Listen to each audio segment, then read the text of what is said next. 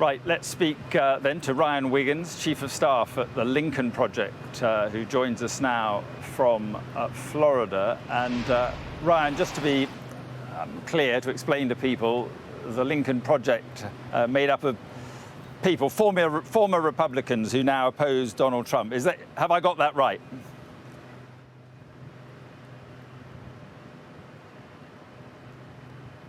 Yeah, I can't hear Ryan, but I'll battle on. What have you made of Joe Biden's decision? What did you make of it? This decision. I felt like what he decided to do today was something you don't see politicians do a lot. They put this is a man who once again put country above himself, put it above his own political aspirations, put it above his party. He did what was best for the people, for the American people today. And that shows you what a patriot Joe Biden has been his entire life. He has given his life to service of the people of the United States. Do you think it was, in the end, inevitable? I don't think after the debate it was inevitable. I do think that after his own party has come after him in the press so much after the debate and after his two interviews that he did, his national interviews after that, the party could have rallied around him. They unfortunately did not. I mean, what I can tell you is Republicans don't ever air their laundry this publicly. The Democrats did, and they forced this. I mean, I don't think that if he had stayed in after what the press has been like coming from his own party, especially the past week during the RNC, I think it would have been very easy for the Republicans to just say, hey, listen, like his own party doesn't have faith in him. Why should you? And so I think that this was the right call. I know it was a very difficult call. I mean, this is a position that he has been very successful and he has been very effective in. He inherited probably the worst, administration that anyone could have inherited after COVID and after 4 years of Trump just wreaking havoc on our economy and on our global politics and in our local or our internal politics. So I mean, this is the right move. The country needs to move forward. The country has asked for a younger candidate. This is a younger candidate. The country has asked for diversity and not two old white men. This is not two old white men anymore.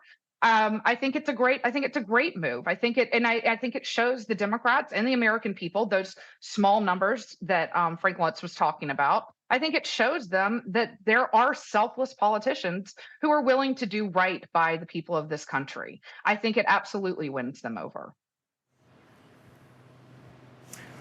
Right, and what will the view be, do you think, within the Republican Party, within, Donald Trump's cohorts? I mean, how will they be thinking about a switch of candidates, do you think? Panicking. They're absolutely panicking. They knew how to define Joe Biden. They could play to his age. They could play for the past 4 years. They could play to lies that they've been telling, but they spent the past week at a convention running against the wrong candidate. And they are freaking out right now because they know what the Democrats know and what the Lincoln Project knows, frankly, and that is that Kamala Harris is largely undefined right now.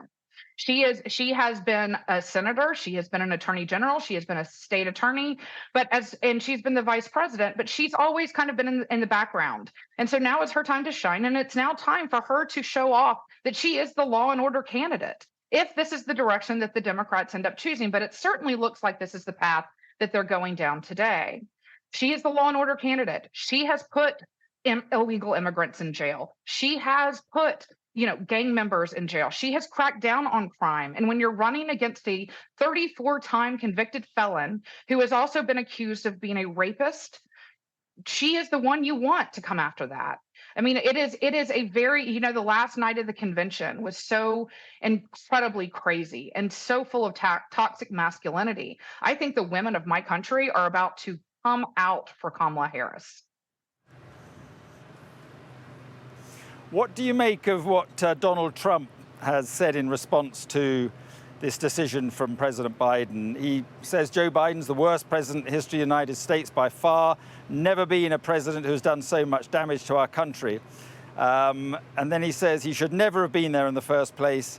He should have stayed in his basement. What do you make of statements like that, which followed Joe Biden's decision and his letter explaining he was stepping aside?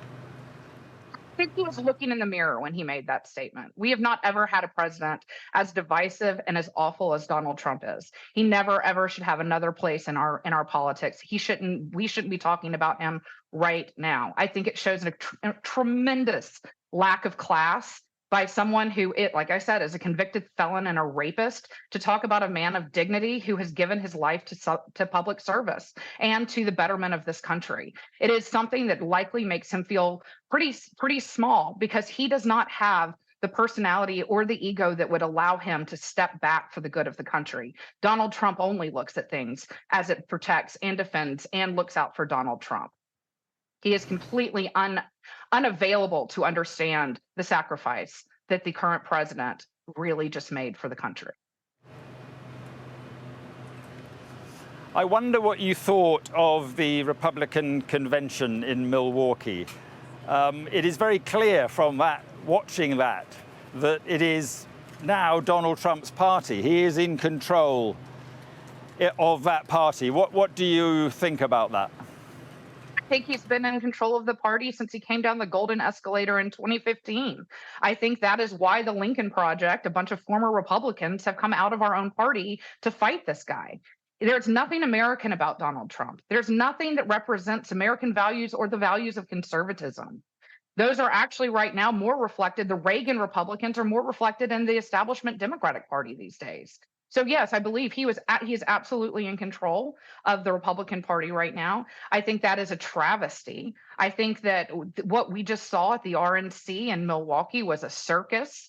It's a very serious process that when you have Hulk Hogan, who hasn't been relevant since the 90s or in the 80s, and the last time that he was in the news, it was for using the N-word and calling himself a racist.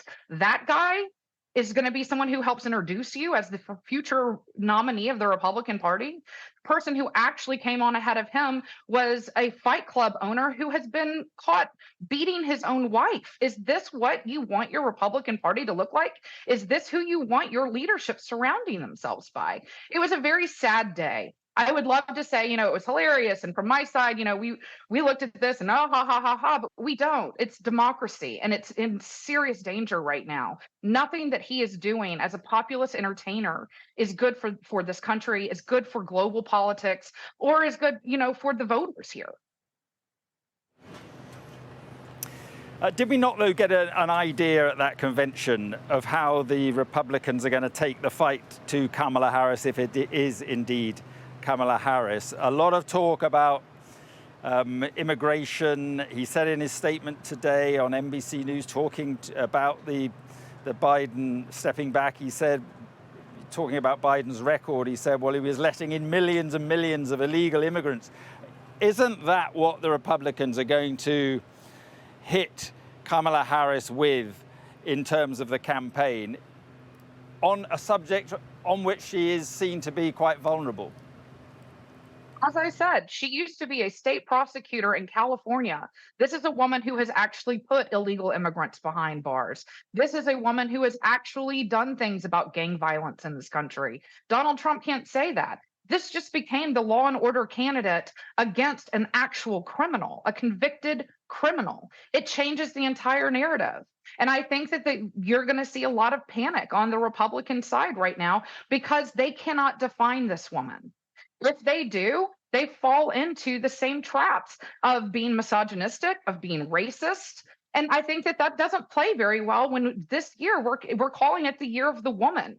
Women are going to make a difference in this election cycle. And when you have a woman at the top of the ballot, and a competent, qualified woman who is also given an incredible amount of time to public service, I think that women are going to rally around that. And they're going to have an easier time rallying around a Kamala Harris than a Donald Trump who has said horrible things about women and has been convicted of coming after women with sexual assault. So, like I said, I'm not worried about how the Republicans try to define Kamala. If I'm Trump, I'm looking very concerned about how she is going to point out all of his faults. Okay, Ryan, thank you very much indeed. Thank you.